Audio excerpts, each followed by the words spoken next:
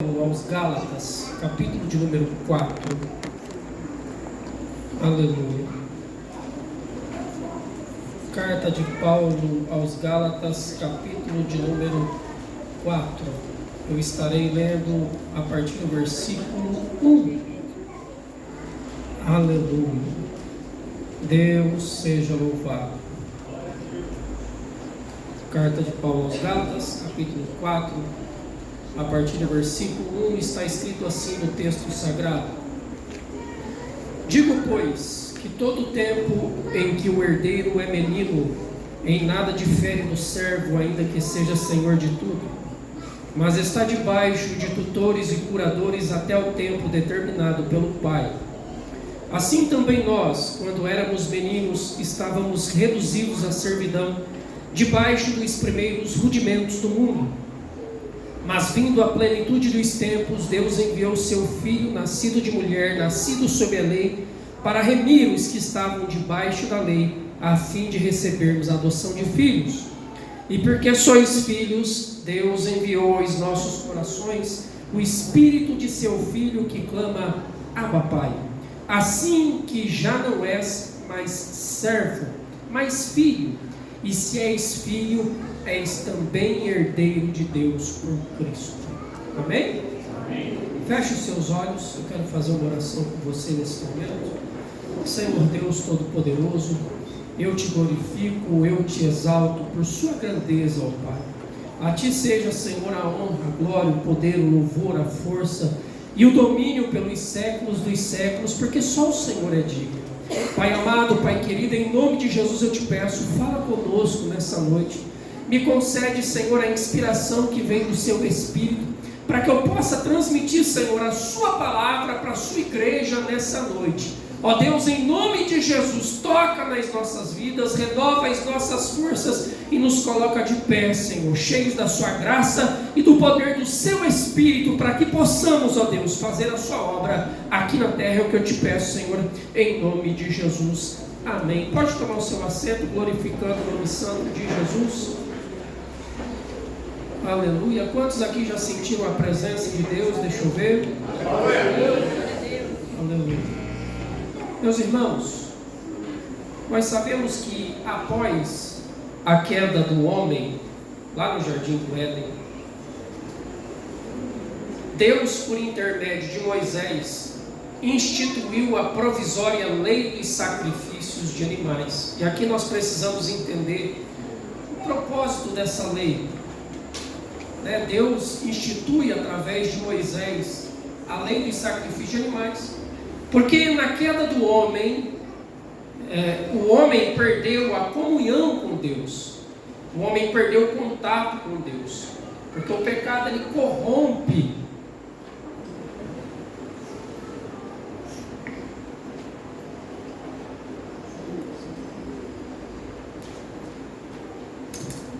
Aleluia.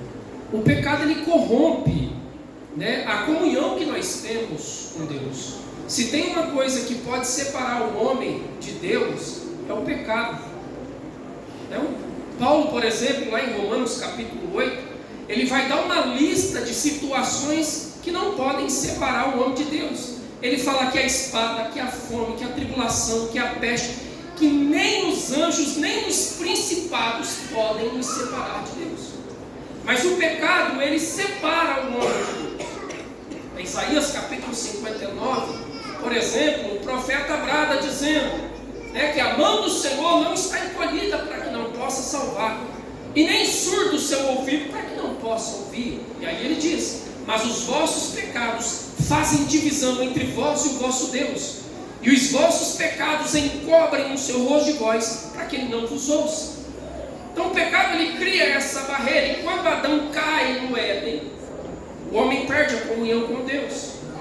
E aí Deus levanta o povo de Israel, e através de Moisés ele institui a lei dos sacrifícios de animais, cujo principal propósito era dar ao homem um meio de manter a comunhão com Deus. E no princípio até que deu certo, irmãos. Muitos homens conseguiram aplacar a ira de Deus com sacrifícios de animais. Era um inocente morrendo pelo pecador. Se você pegar a história de Davi, por exemplo, quando Davi já é rei, já tem um reinado poderoso, né? Ele está lá sentado no trono de Israel, próspero, tendo um reino abundante, um rei temido. E aí, em algum momento de fraqueza, Davi para e decide contar os soldados que haviam em Israel. Ele levanta o censo para saber, né, o poder do seu exército. Davi não precisava disso, até porque a primeira vitória que Davi conquistou era só ele e Deus, quando ele enfrentou Golias, né? Não tinha nenhum soldado do lado dele para ajudar, né? Ao contrário de Golias, que além de ser um guerreiro temido, ainda tinha um escudeiro, e Davi foi sozinho. Então Davi não precisava ter levantado aquele censo para saber quantos soldados havia em Israel, né? Ali para demonstrar o poderio do exército de Israel. Ele não precisava disso. Mas ele cometeu esse erro, ele se orgulhou da tentativa de mostrar: o meu reino é poderoso, o meu exército é numeroso, ninguém pode ir contra Israel. Isso mexe com Deus lá no céu, e Deus, irado, manda um anjo, e esse anjo mata 70 mil homens. E o escritor ele é específico ao dizer que o anjo matou 70 mil homens. O que Deus estava dizendo para Davi? Você está achando que o seu exército é poderoso? Então eu vou dar uma desfalcada aí no seu exército para saber que não é você, sou eu na sua vida. Aleluia. 70 mil homens morrem. Davi se desespera. O que Davi faz? Davi pega e oferece sacrifícios a Deus.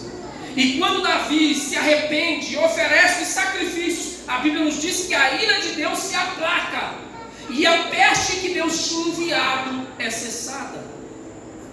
Então, a princípio, os homens conseguiam aplacar a ira de Deus com sacrifício de animais. Mas com o passar do tempo, os homens, pouco a pouco, foram abusando do benefício divino. Porque era muito fácil para o povo: se eu pecar, eu pego um animal, ofereço a Deus e está tudo certo. O homem foi abusando desse benefício. Você lê o livro do profeta Malaquias, por exemplo, você vai ver essa verdade muito bem retratada.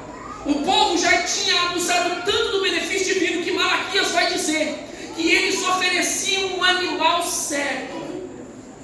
Irmão, quando nascia um animal cego, o israelita já separava: esse aqui é para o sacrifício, não tinha utilidade nenhuma, vai ser para Deus.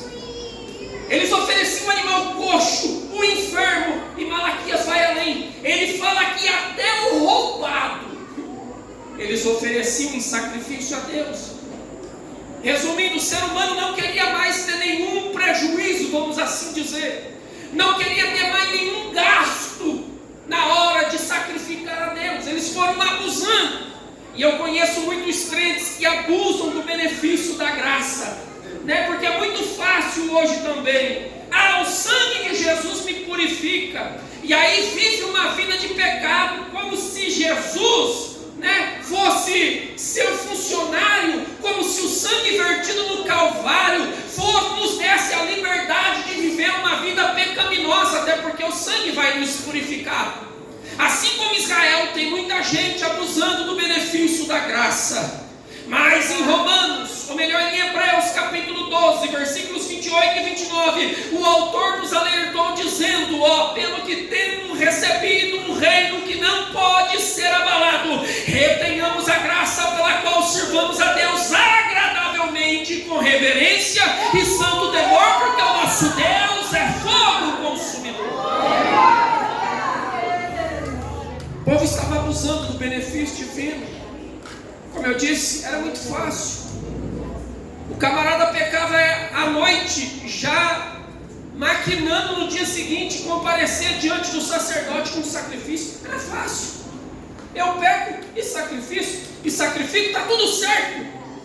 Só que isso foi inflando o coração de Deus. Isso foi aborrecendo o coração daquele que domina sobre todas as coisas. E um belo dia, Deus levanta o profeta Isaías. Lá no capítulo 1, versículo 11, Deus brada dizendo que já não tinha mais, já estava farto dos holocaustos e que não tinha mais prazer em sacrifício de animais. A coisa ficou séria para os homens, porque o único meio que o homem tinha de manter comunhão com Deus, de aplacar a ira de Deus, era sacrificando. Agora Deus vem e fala na boca do profeta Isaías que já estava farto dos holocaustos, que não tinha mais prazer em sacrifício de animais. Isso fez com que o homem passasse a enfrentar um grande problema com as exigências da lei. Pois a Bíblia nos diz em Hebreus capítulo 9, versículo 22, que quase todas as coisas, segundo a lei, se purificam com sangue, e sem derramamento de sangue não há remissão. E agora o que fazer? O homem estava perdido no pecado. O único meio que eles tinham de se aproximar de Deus estava rejeitado pelo próprio Deus. Agora nós temos uma humanidade perdida no pecado que não consegue encontrar Deus no meio da perdição. E nós temos um Deus do céu insatisfeito com a humanidade. Observe que nesse ponto da história tudo parecia estar perdido. Tudo parecia que estava jogado no buraco. Mas no versículo de número 4, Paulo disse que vindo a plenitude dos tempos, Deus enviou o seu Filho. No momento certo, quando o homem não conseguia encontrar Deus no meio do pecado, quando tudo parecia estar perdido, Deus enviou o seu Filho. Jesus é assim mesmo, irmão. Ele aparece quando tudo parece estar perdido. Ele aparece quando você dá aquela vitória por perdida. Jesus é assim mesmo. Ele aparece quando tudo está dizendo não, quando toda a lógica humana é contrária. É nesse momento que ele aparece e muda a história para que o nome dele seja glorificado. Na plenitude dos tempos, Deus enviou o seu Filho. Ainda no versículo de número 4, Paulo disse que Deus enviou o seu Filho nascido sob a lei. E no versículo 5, Paulo explica que Jesus nasceu sob a lei para remir os que estavam debaixo da lei. Escute isso. A lei foi instituída por Deus com dois propósitos. Primeiro, mostrar o nosso estado miserável. A lei veio para isso. Romanos capítulo 5, versículo 20, Paulo disse que a lei veio para que a ofensa abundasse. A lei veio para mostrar que somos pecadores. A lei veio para mostrar o quanto negamos a Deus. Paulo em Romanos capítulo 3, versículo 23, ele diz que todos pecaram e destituídos estão da glória de Deus. Ninguém aqui é bom não, irmão. Não tem bom. Todos pecaram e destituídos estão da glória de Deus. Paulo, em Romanos capítulo 7, versículos 18, quando ele olha para si mesmo, olha o que ele fala: eu sei que em mim, isto é, na minha carne, não habita bem algum, e com efeito o querer está em mim, mas não consigo realizar o bem, porque não faço o bem que quero, mas o mal que não quero, esse eu faço. É a lei mostrando o estado miserável do ser humano. Paulo disse ainda em Romanos capítulo 7, versículos 7 e 8, não é sobre a lei, porque tem gente que pensa que a lei era pecado, que era algo mal. Não, irmão. A lei veio com um propósito, mostrar o nosso estado miserável. Esse era um dos propósitos. Em Romanos capítulo 7, versículos 7 e 8, Paulo disse assim: que diremos, pois? É a lei pecado? E ele mesmo responde: de modo nenhum, né? Mas ele fala que pela lei veio o conhecimento do pecado. A lei tomou ocasião pelo mandamento, e ele fala assim: e obrou em mim todo o pecado. E ele fala que sem a lei o pecado estava morto. Então o propósito da lei, um dos propósitos da lei, é revelar o nosso estado miserável. O quanto estamos afastados de Deus e o quanto somos incapazes de nos aproximar de Deus. Ninguém aqui consegue se aproximar de Deus pelos seus próprios méritos. Ninguém, irmão. A nossa justiça é como trapo de imundícia diante de Deus. Esse foi o primeiro propósito, mostrar o nosso estado miserável. E consequentemente o segundo propósito, a nossa necessidade que temos de um Redentor. Glória a Deus. Se a lei mostra que eu sou pecador, miserável, digno de condenação e morte, ela também me mostra que eu preciso de um Redentor. É por isso que Paulo fala em Romanos capítulo 5, versículo 20, que a lei veio para que a ofensa abundasse. Mas ele mesmo fala que onde abundou o pecado, Jesus entrou, e aí superabundou a graça. É por isso que nós ladrões, irmãos, ex-traficante, ex-homicida, e por aí vai. É a graça que abundou onde o pecado estava imperando. É por isso que você está aqui, não porque você merece, mas porque o sangue foi vertido no Calvário. Você foi comprado pelo sangue de Jesus. É por isso que nós estamos aqui. Tem gente no nosso meio, irmão, que se fosse depender do ser humano para ser escolhido, para ser crente, nunca teria sido escolhido, porque o currículo é tenebroso. Se não fosse a graça e a misericórdia demonstrada por Deus lá no Calvário, você não estaria aqui. Mas ainda bem que Deus amou o mundo de tal maneira que deu seu Filho unigênito, para que todo aquele que nele crê não pereça, mas tenha vida eterna.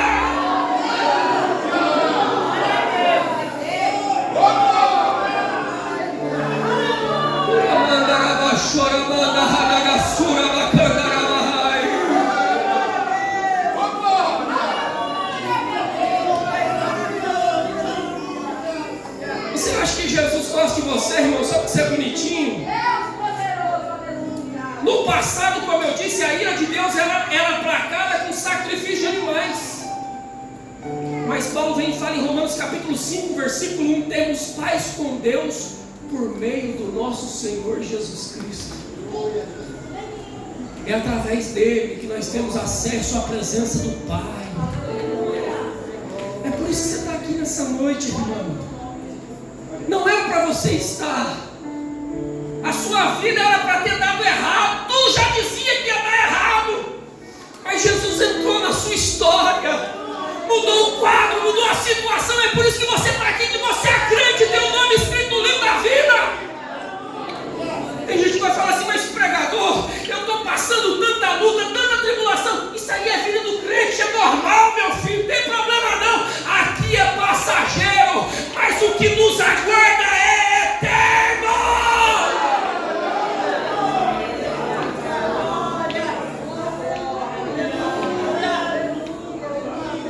O que nos aguarda é eterno, não vai passar, não vai acabar. Jesus disse que o tesouro que nós temos lá, traça não pode corroer, ferrugem não pode corroer, ladrão não pode roubar. O que está reservado para você lá no céu, irmão, é eterno.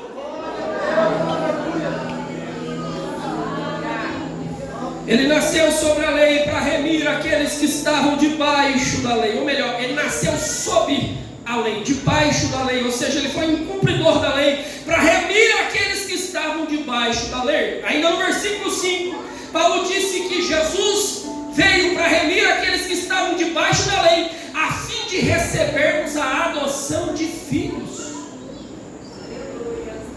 E nos versículos 6 e 7, Paulo destacou dois benefícios que recebemos quando nos tornamos filhos de Deus.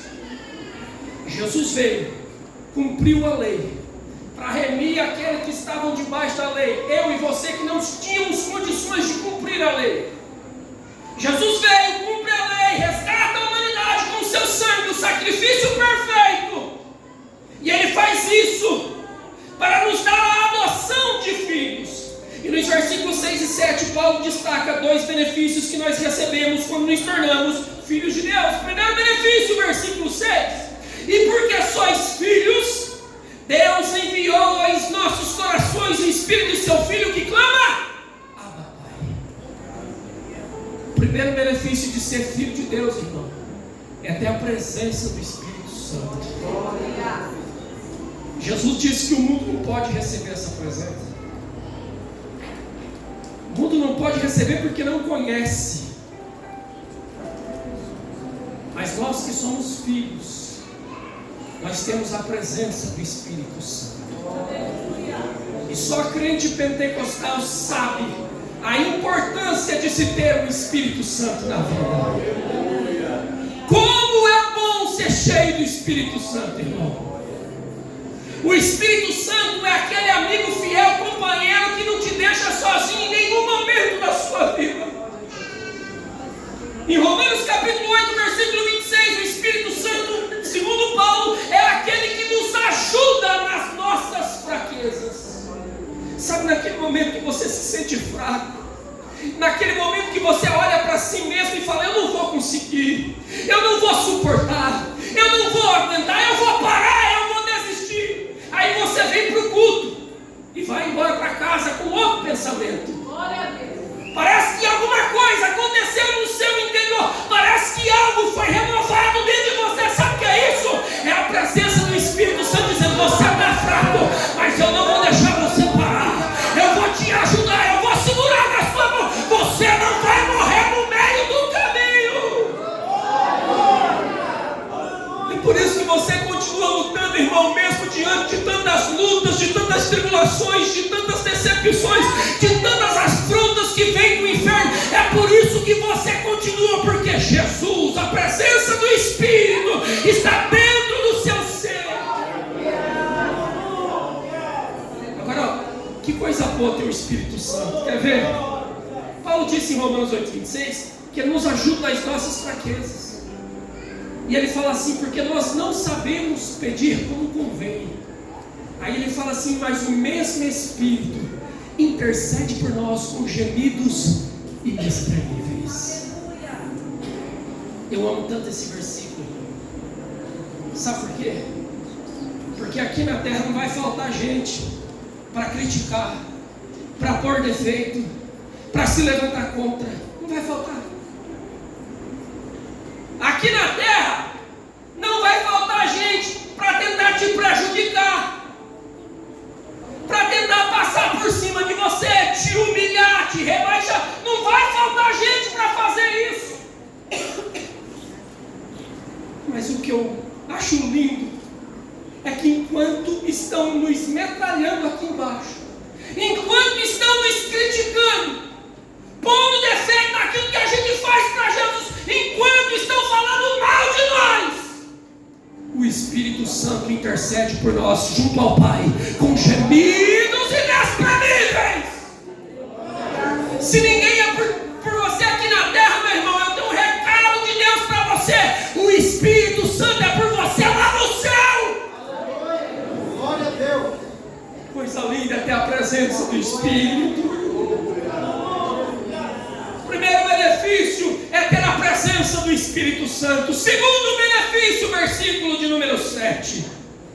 Assim que já não és mais servo, mas filho, e se és filho, és também herdeiro de Deus por Cristo. Olha o que Jesus fez na minha vida e na sua.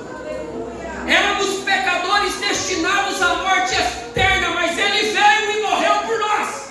E de pecadores nos tornamos filhos. Ou seja, a obra redentora de Cristo mudou o nosso status de pecadores para filhos. E além disso, Jesus não só mudou o nosso status, mas Ele também mudou o nosso destino. De pecadores destinados à morte eterna, nos tornamos herdeiros de Deus. Nós temos uma herança guardada para nós nos céus. Aqui eu quero chamar a sua atenção para o que está escrito em 1 Pedro capítulo 1, versículos 3, 4 e 5. Pedro disse assim: bendito seja o Deus e Pai do nosso Senhor Jesus Cristo, que segundo a sua grande misericórdia nos gerou de novo para uma viva esperança pela ressurreição de Jesus Cristo dentre os mortos, para uma herança incorruptível, incontaminável e que não se pode murchar, guardada nos céus para vós, que mediante a fé estáis guardados na virtude de Deus, para a salvação já prestes a se revelar no último tempo. Olha aqui para mim. Aqui Pedro, ele destacou pelo menos 3 propósitos da obra redentora de Cristo no Calvário. Primeiro propósito, versículo 4. Versículo 3: bendito seja o Deus e Pai de nosso Senhor Jesus Cristo, que segundo a sua grande misericórdia nos gerou de novo para uma viva esperança. A nossa esperança está viva. Embora o mundo nos critique, embora o mundo não entenda o crente, nós sabemos que a nossa esperança está viva. Jesus ressuscitou e está à destra de Deus Pai. Paulo, falando sobre a ressurreição, ele disse assim, se Jesus não ressuscitou, então é vã a nossa fé e a nossa pregação. Mas ele ressuscitou e está vivo, por isso a nossa esperança é viva. Eu sei que tem gente aqui, eu já ouvi isso. Você está perdendo tempo na igreja. Para de ser bobo, para de gastar sua juventude na igreja. Mas a minha esperança não está morta, ela ressuscitou e está viva. Você nasceu, foi gerado para uma viva esperança, segundo o propósito, versículo 4, para uma herança incorruptível, incontaminável e que não se pode murchar. O crente nasceu para ser herdeiro de Deus, para ter uma herança que não pode ser roubada, que não pode ser corrompida. É por isso que o crente suporta tantas lutas. É por isso que quando eu olho para a história de Paulo, que sofreu tanto, que foi perseguido, que foi apedrejado, que sofreu naufrágio, e mesmo assim não desistiu de fazer a obra de Deus, não parou de pregar e anunciar em Cristo a ressurreição e a salvação. É por isso que eu entendo Paulo. Quando ele escreve em Romanos capítulo 8, versículo 18, ele fala assim: para mim tenho por certo que as aflições desse tempo presente não são para comparar com a glória que em nós há de ser revelada. Irmão, se a gente parar para analisar a vida de Paulo nos dias de hoje, tem muito crente que ia dizer que Paulo estava em pecado, porque pensa num camarada que sofreu, que foi perseguido, pensa num camarada que padeceu por causa do evangelho, mas ele olhava para todas as tribulações que ele enfrentava e dizia: isso aí nem se compara com a glória que está me aguardando em céus. É bem verdade que o corpo de Paulo por várias vezes foi afligido pelas tribulações. Como eu disse, sofreu naufrágio, foi apedrejado, foi açoitado. Um homem que sofreu, mas ele olhava para as marcas de seu corpo.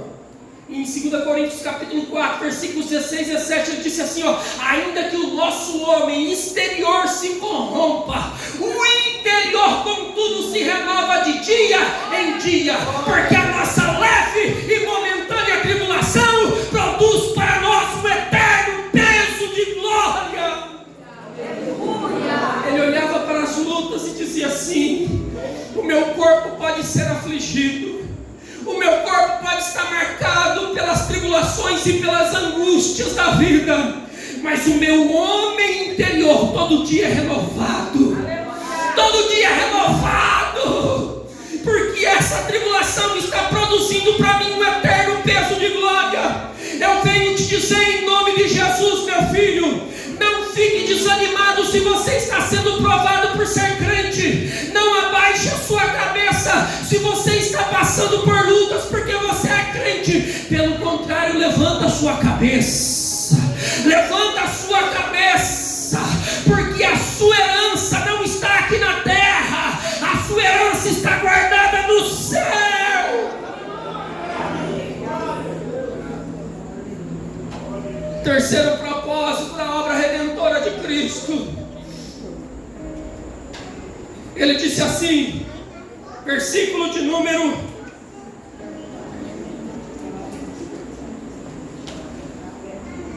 5: que mediante a fé estáis guardados na virtude de Deus, para a salvação já prestes a se revelar no último tempo.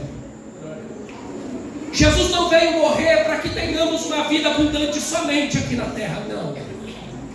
O propósito de Jesus é eterno, é para a salvação já prestes a se revelar no último tempo. E aqui eu quero chamar a sua atenção para isso, irmãos. Se pararmos para analisar esse mundo, veremos que tudo está de ponta cabeça. O que antes era certo, agora é errado, e o que era errado, agora é certo. O mundo está caminhando a passos largos para o fim de tudo. A volta iminente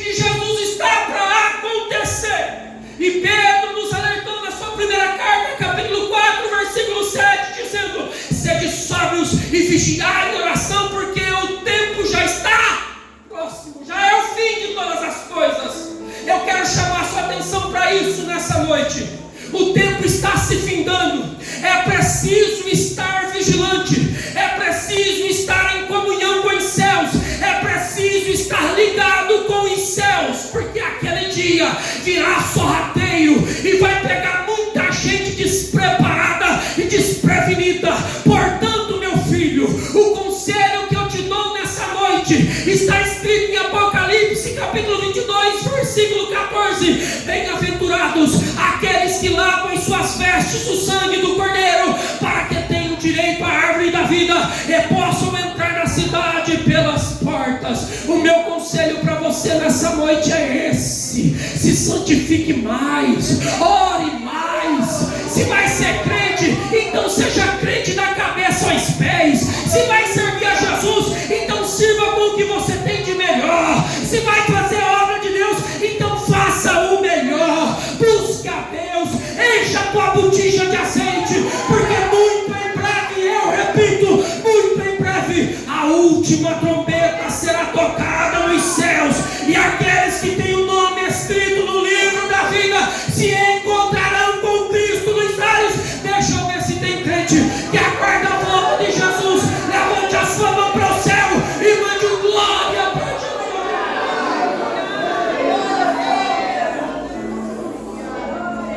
Já está próximo o fim de todas as coisas. Se apegue à presença de Deus, se agarre com a cruz. Os dias são maus, tudo está apontando para a volta de Jesus. E eu fico imaginando, irmão, que alegria vai ser quando a última trombeta tocar. Pare e pense, se for agora, irmão. E se for agora? Já pensou se a última trombeta toca agora? E você arrebatado se encontra com Cristo? A minha esperança é essa, irmão.